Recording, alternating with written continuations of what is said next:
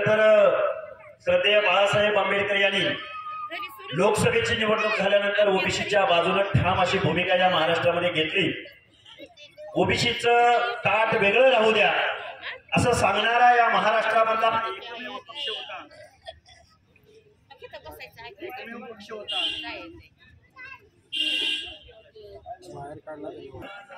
हा, त्यामुळे काही टेन्शन घ्यायचं नाही, आपला आवाज खूप मोठा आहे। खरं तर बाळासाहेब आंबेडकरांनी ओबीसीच्या बाजूने ज्यावेळी भूमिका घेतली त्याच दिवशी आम्ही या महाराष्ट्रामध्ये सांगितलं, यस, या महाराष्ट्राच्या भूमीमध्ये ओबीसीची आणि सामाजिक न्यायाची भूमिका घेणारा महामानव डॉक्टर बाबासाहेब आंबेडकर यांचा वारस पुढे आला। आम्ही कोणतीही भेदभाव न ठेवता या महाराष्ट्रामध्ये सांगितलं की बाळासाहेब आंबेडकर यांच्या भूमिकेचं आम्ही स्वागत करतो आहोत। त्यानंतर आम्ही बाळासाहेबांची भूमिकेचं समर्थन केलं। आम्ही मुंबईमध्ये जाऊन त्यांची गाठ घेतली। खऱ्या अर्थाने या महाराष्ट्रामध्ये 50 ते 60% लोकसंख्या असणाऱ्या या ओबीसीच्या आरक्षणाच्या बाबतीमध्ये या महाराष्ट्रामध्ये शरदचंद्रजी पवार, पृथ्वीराज चव्हाण, अशोकराव चव्हाण या महाराष्ट्रातले प्रस्थापित पक्ष या माणसाने फक्त आणि फक्त जरांगेंच्या भेटी घेण्याचं काम केलं। पण या महाराष्ट्रामध्ये बहुसंख्येने राहणाऱ्या ओबीसी विजयंती, त्याचबरोबर आमचा दीनदलित, एससी एसटी, माझ्या मुस्लिम समाजातले 50 ते 60% ओबीसी प्रवर्गात येणारी ही सगळी मंडळी या माणसांच्या बाजूनं हे आरक्षण वाचावं म्हणून एकही पक्ष पुढे येत नव्हता, एकही उमेदवार पुढे येत नव्हता। पण माझ्या तुळजापूर सारख्या ग्रामीण भागातली एक महिला, एक उच्च शिक्षित डॉक्टर स्नेहल सोनकाटे या वेळोवेळी मीडियाच्या माध्यमातून ओबीसीच्या आरक्षणाचं समर्थन करत होत्या। त्याच दिवशी आम्ही ठरवलेलं होतं की भविष्यामध्ये एक उच्च शिक्षित नेतृत्व, महिलांचं नेतृत्व करणाऱ्या डॉक्टर स्नेहल सोनकाटे यांच्या प्रचारार्थ आपल्याला जायचंय, ही भूमिका आमची होती। म्हणून मी आज इथं आपल्या या बेंबळे गावामध्ये आलोय। खरं या बेंबळे गावामध्ये काही सांगितलं, पोस्टर फाडले, दुसरं काही करू शकतात? विचारांची लढाई हे विचारानं लढू शकत नाही।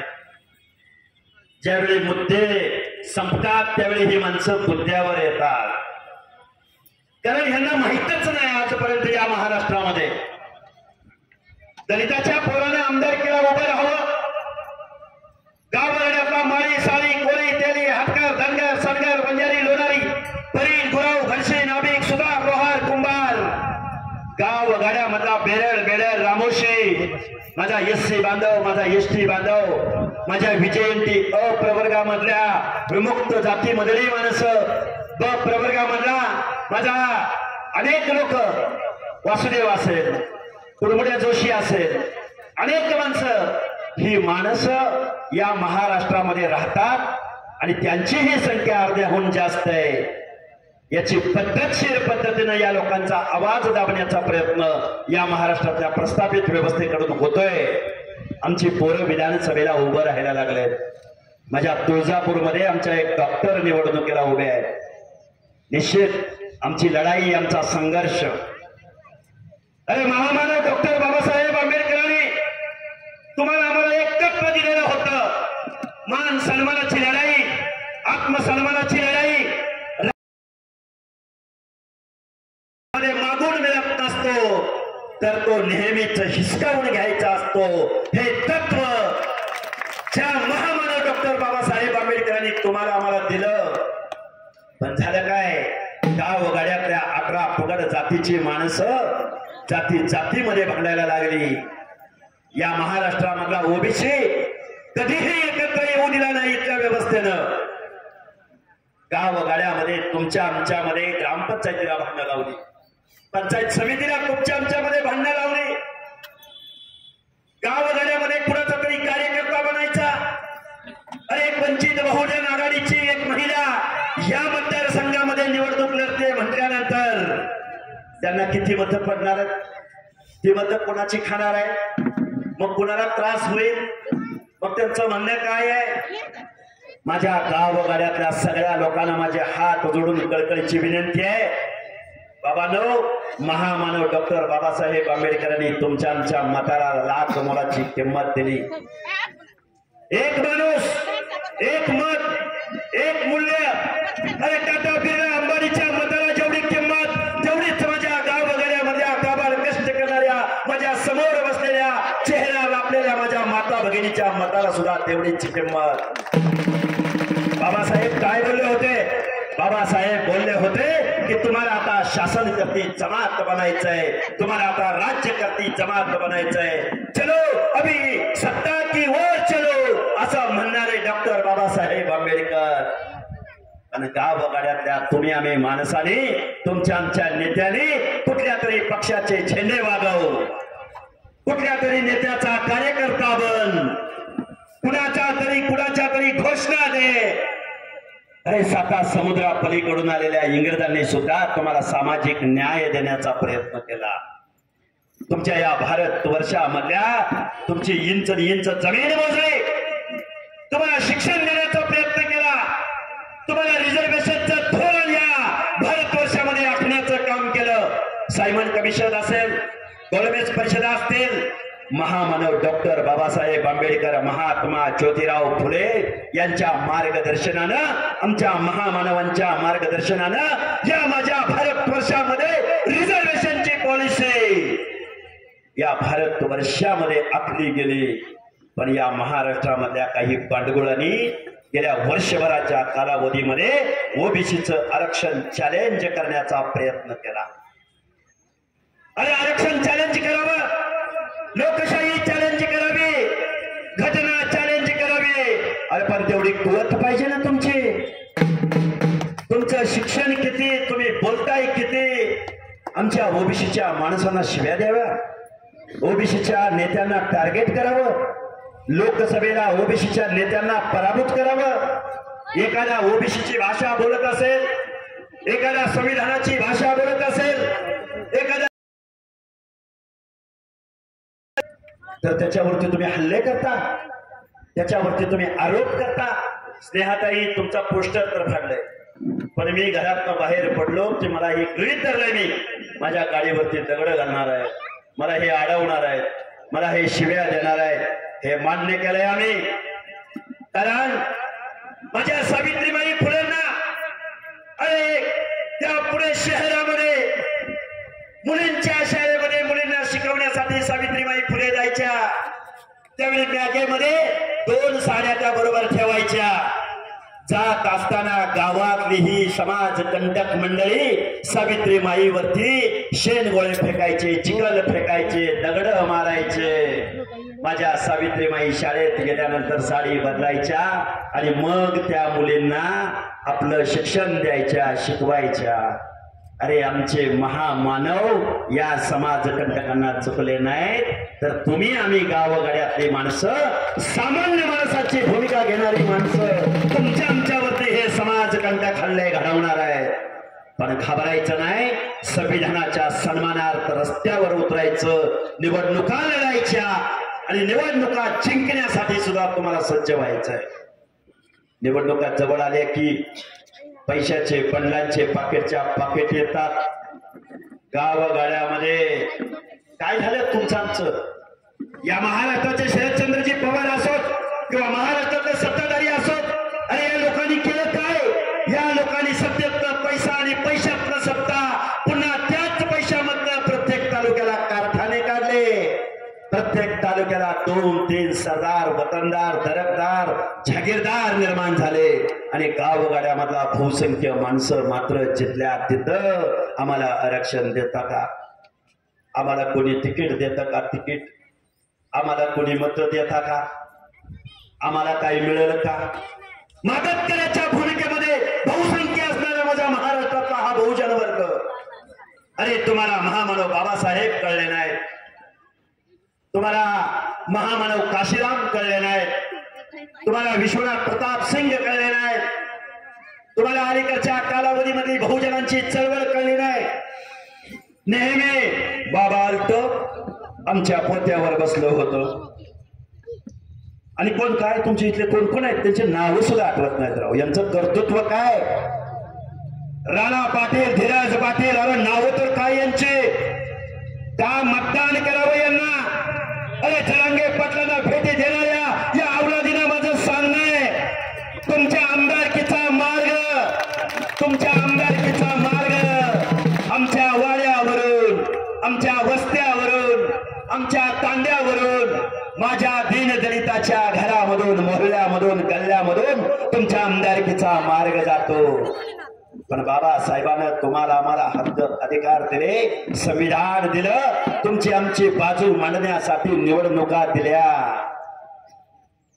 या भारताच्या राष्ट्रपती महामहिम मुर्मू यांना माझी विनंती आहे, माझ्या आदिवासी बांधव आहेत, त्या आदिवासी भगिनी आहेत आणि भारताच्या घटनात्मक असणाऱ्या सर्वोच्च पदावरती त्या बसलेल्या आहेत.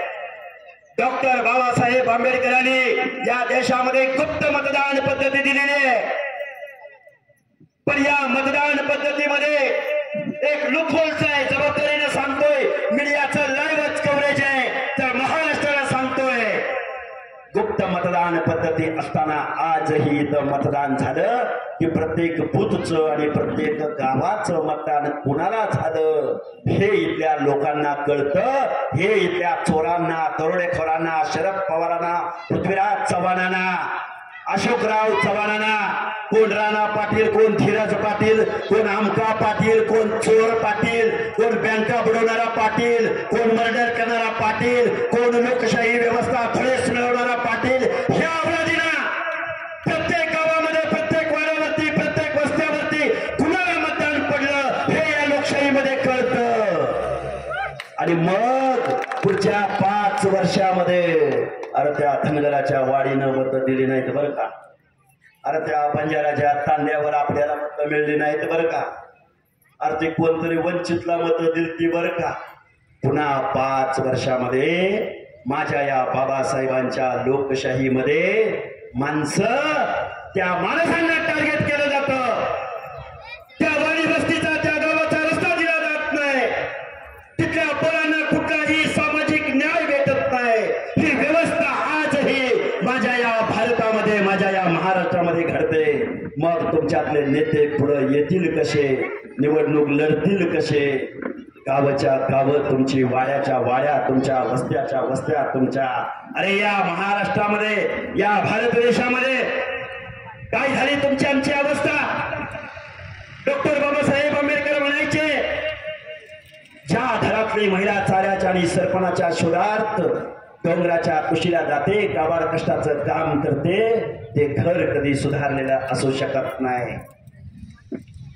मी ज्या डॉक्टर स्नेहल सोनगते यांच्या प्रचाराला आलोय, अरे बाबासाहेबांचं धोरण होतं की एखादी माझी माता भगिनी कलेवरती छोटस लेकरं घेऊन जेवढं अंतर चालू शकते तेवढ्या अंतरावर सार्वजनिक रुग्णालय असलं पाहिजे. पण माझ्या या तुळजापूर तालुक्याकडं पाहिलं की आम्ही अमृत महोत्सवी वर्षात राहतो का एखाद्या डेझर्ट लँड मध्ये राहतो, याचं उत्तर तुम्हाला भेटेल. खूप काही बोलता येण्यासारखं आहे, खूप काही गोष्टी तुमच्या समोर मांडता येतील. का कुणाला कशासाठी आमदार व्हायचंय? अरे या पाटलांना आमदार व्हायचंय कारखाना वाचवायला, या पाटलांना आमदार व्हायचंय घराणेशाही चालवायला, अरे या लोकांना आमदार व्हायचंय पैसे कमवायला. हजार हजार कोटी रुपयाचे मालक असणारी मंडळी ही, अरे हे कोणता व्यवसाय करतात? तेवढे पैसे यांच्याकडे करोडो रुपये येतात कुठून? काय गांजाची शेती लावली यांनी? पैसे येतात कुठून? गावगाड्यातल्या सगळ्या लोकांना माझे हात जोडून कळकळीची विनंती आहे की या महाराष्ट्राचं 4.5 लाख कोटीचं बजेट असताना बाबांनो तुमच्या आमच्या वाट्याला हे बजेट देत नाहीत, पैसे देत नाहीत, योजना देत नाहीत, नोकऱ्या देत नाहीत, शिक्षण देत नाहीत, कारखाने देत नाहीत, उद्योगधंदे देत नाहीत, निवडणुकीला उभं राहू दिलं जात नाही, उभा राहिला तर त्यांची मतं विकत घेतली जातात. हे माझ्या भारतामधलं. अरे या माझ्या महाराष्ट्राच्या विधानसभेमध्ये मी ओबीसीचं, माझ्या महाराष्ट्राच्या विधानसभेमध्ये एकही नाभिक बांधव आमदार म्हणून गेला नाही. माझ्या महाराष्ट्राच्या एकही बेरड बेड्या रामोशी एकही आमदार झाला नाही, एकही सुतार, एकही लोहार, एकही किसाडी, एकही पारधी, एकही धोबी आजपर्यंत माझ्या महाराष्ट्राच्या विधानसभेमध्ये निवडून जाऊ शकला नाही. कसा न्याय भेटेल ओबीसींना, कसं धोरण आखलं जाईल ओबीसीचं. आजही या माझ्या महाराष्ट्राच्या विधानसभेमध्ये वाजंत्री वाजवणारा, कलाट वाजवणारा, हलगी वाजवणारा, लावणे म्हणणारी लोककलावंतीन आजही महाराष्ट्राच्या या फुले शाहू आंबेडकरांच्या कायद्याच्या सभागृहामध्ये माझ्या या महाराष्ट्राच्या भूमीमध्ये निवडून जाऊ शकत नाही. तुम्ही म्हणाल अरे कोण हाकेसर आलं होतं, लय मोठं मोठं बोललं, लय काय काय बोलत होत. मी गावगाड्यातल्या 18 पगड जातीच्या एकीसाठी आलो. जाती जातीची युती झाली पाहिजे आणि राजकारणाची समाजकारणाची शेती झाली पाहिजे हे तत्व सांगायला मी तुमच्या पुढे आलोय. माझे महात्मा ज्योतिराव फुले म्हणायचे, महात्मा फुले म्हणले की तुम्हाला आम्हाला काय आठवतं? महात्मा फुले म्हणलं की शिक्षण आठवतं. महात्मा फुले म्हणलं की विद्येविना मती गेली, मतीविना नीती गेली, नीतीविना गती गेली, गतीविना विद्य खचले, इतके अनर्थ एका अविद्येने केले असं महात्मा फुले म्हणायचे. पण त्याच्याही पलीकडे जाऊन महात्मा फुले म्हणायचे, सत्य वाचून सकळ कळा झाल्या अवकळा. गावगाड्यातल्या सगळ्या लोकांना माझं सांगणे, बाबांनो पोरं लढायला लागलेत, आपलाही एक पक्ष निर्माण झालाय. या गावगाड्यातल्या सगळ्या लोकांना सांगणाय, वाजत गाजत संविधानाचा सन्मान करायचा असेल, तुमच्या आमच्या पोरांचा आवाज बुलंद करायचा असेल तर तुम्हाला स्नेहलताई सोनकाटे यांना भरभरून मतदान करावं लागेल. आणि गावातले लोक एक झाली ना. तुळजापूर ही माता, या महाराष्ट्राचं आराध्य दैवत कुलस्वामिनी माता तुळजा भवानीची भूमी आहे. तुळजा भवानी आमची पण आहे. 18 पगड जातीच्या लोकांची तुळजा भवानी आहे. गावगाड्यातल्या सगळ्या 18 पगड जातीच्या लोकांना माझं सांगणं आहे, अरे बाद झाल्या आतापर्यंत ह्यो पाटील गेला की त्यो पाटील आणि त्यो पाटील गेला की ह्यो पाटील. कधीतरी तुमचा आमचा आवाज या महाराष्ट्राच्या कायद्याच्या सभागृहात जाऊ द्या.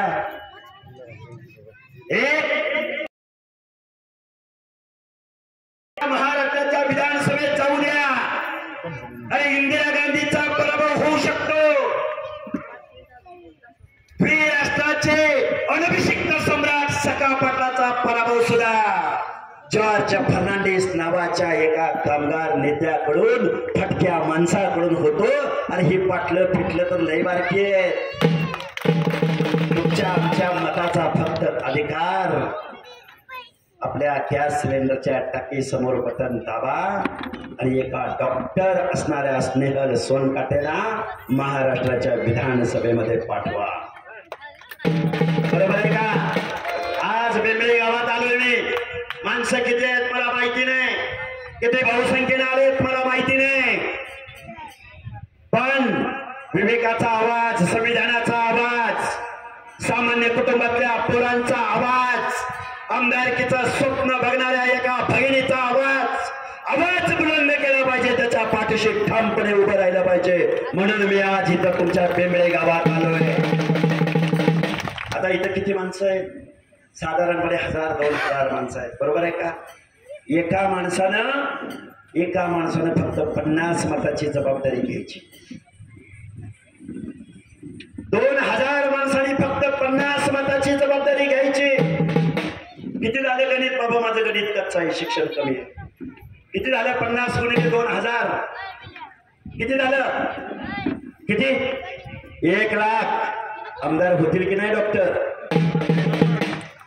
इथं आलेल्या प्रत्येक माणसानं फक्त 50 मताची जबाबदारी घ्यायची.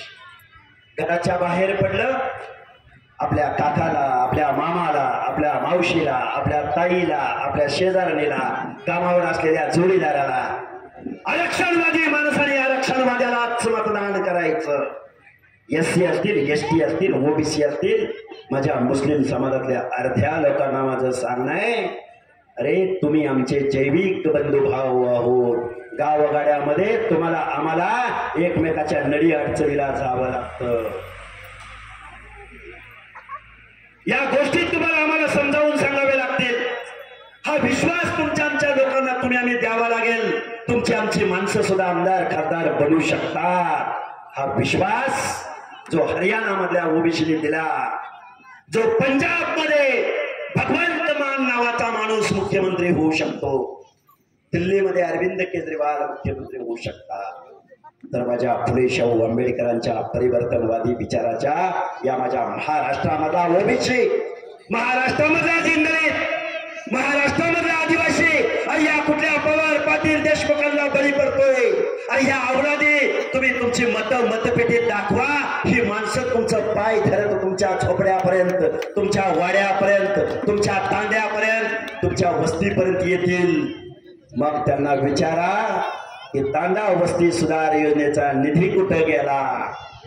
मग त्यांना तुम्ही विचारा की जिल्ह्याच्या ठिकाणी ओबीसीला एखादं वसतिगृह आहे का. मग त्यांना तुम्ही विचारा की आमच्या लेकीबाळी ऊस तोडायला तुमच्या कारखान्यांच्या फळावरती जातात, त्यांच्या आरोग्याच्या सुविधा देणार कोण. शारीरिक श्रमाचं काम आमच्या काय ऊसतोड थोडी करायची. ऊसतोड बंजाराने करायची, ऊसतोड होलाराने करायची, ऊसतोड धनगराने करायची, ऊसतोड बंजाराने करायची का. तुमची माणसं नाही तुमच्याकडे ऊस तोडायला. कारण गावगाड्यामध्ये शारीरिक श्रमाची कामं करणारे तुम्ही आम्ही आहोत. तुमच्या आमच्या हिताचं धोरण या महाराष्ट्रातल्या या सगळ्या लोकांनी स्वतःकडे राज्यसत्ता स्वतःच्या बुडाखाली घेतली आणि तुम्हाला आम्हाला नागवण्याचं काम या लोकांनी केलंय. आणि याच्या विरोधामध्ये जर तुम्हाला आम्हाला आवाज उठवायचा असेल तर तुम्हाला आम्हाला एकत्र यावं लागेल. बाबांनो खूप काही बोलता येण्यासारखं आहे. एक शेवटचं उदाहरण सांगेल आणि मी माझं मनोगत थांबवेल. पुण्यामध्ये माणसं बसले, आमचा जोशी असतो ना, जोशी कुडमुड्या जोशी, आमचा मसनजोगी असतो की नाही, आमचा पारधी असतो की नाही, आमचा कडक लक्ष्मीवाला असतो की नाही, असतो की नाही.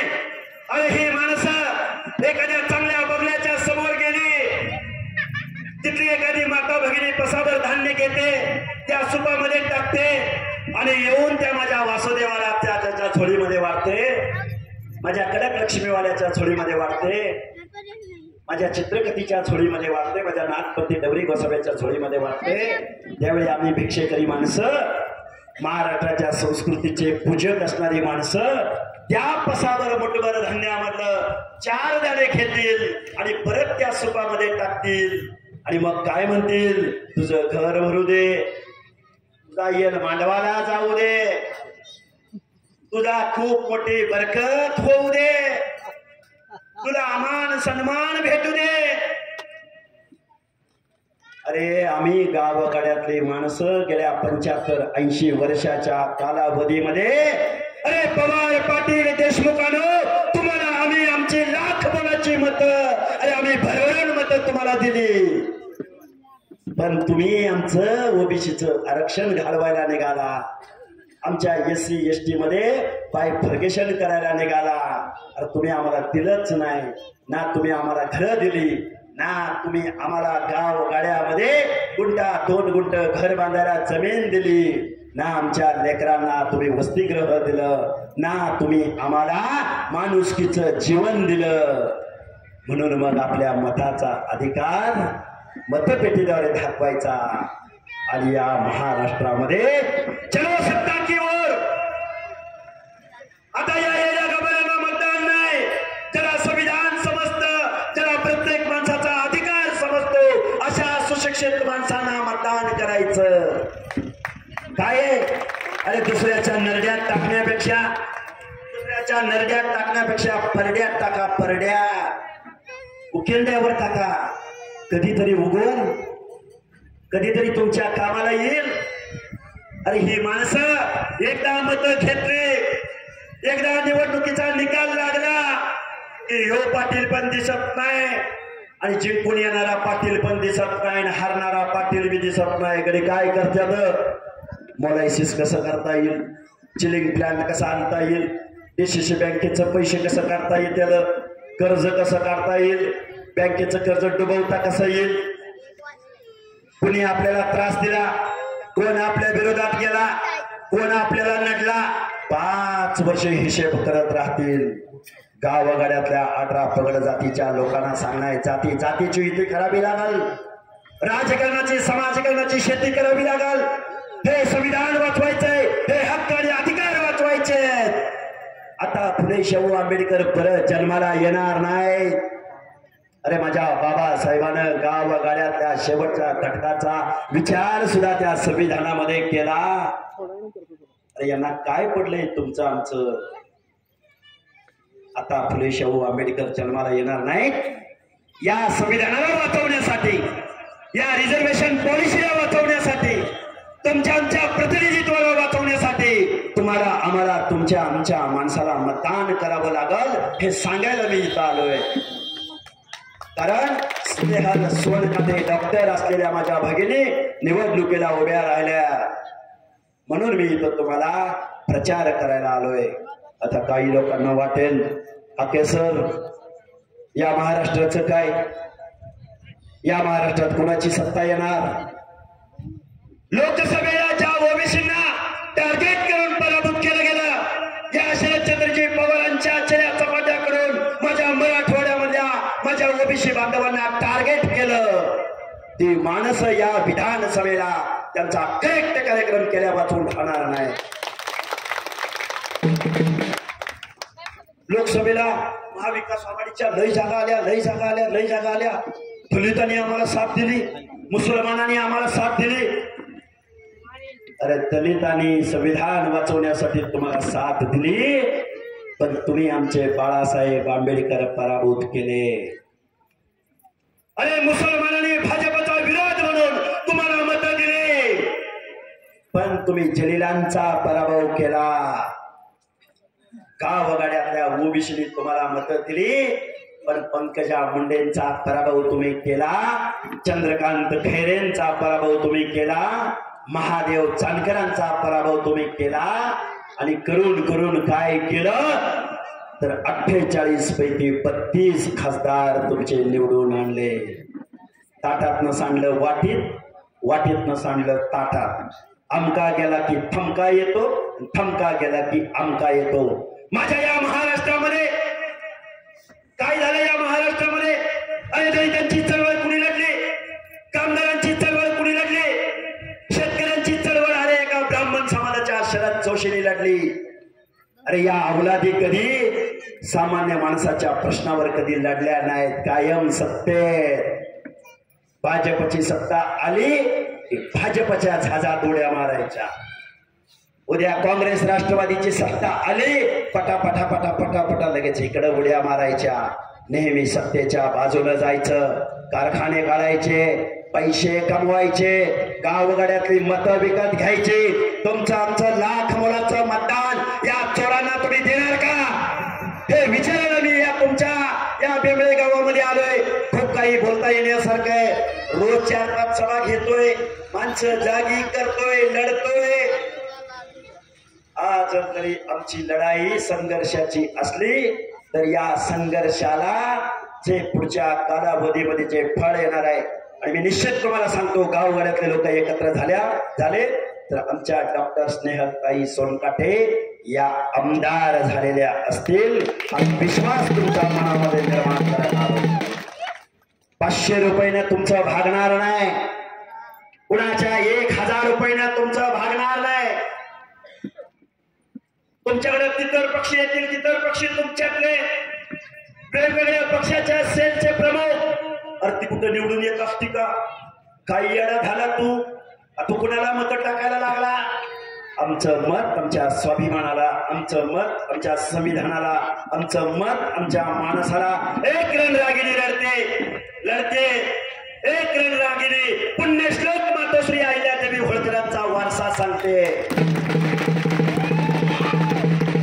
बाबासाहेबांच्या नातवाच्या पक्षातून उभी राहते. तर तुम्ही आम्ही एक आलो ना, तुम्ही आम्ही एक आलो तरी ह्याचा सरपंच व्हायचा नाही. सरपंच कुणाला विरोध करायला नाही आलो. मला कल्पना मी कुणाच्या विरोधात बोलतोय, मला कल्पना आहे कुठल्या व्यवस्थेच्या विरोधामध्ये बोलतोय. पण हा सुद्धा यशवंतराव होळकरांचा वारस. काय झालं? तुमचा इतिहास कुठे आहे? आला कुठल्या पुस्तकात? नाही आला. गावगाड्यातले लोक फक्त मतासाठी त्यांना राबवलं गेलं. माझ्या माता भगिनी इथं बसल्यात. आमच्या लेकरांचं काय? आम्ही या देशाचे नागरिक आहोत की नाही? आमच्या ही लेकरा बाळाला आमदार खासदार व्हावं वाटतं की नाही वाटतं?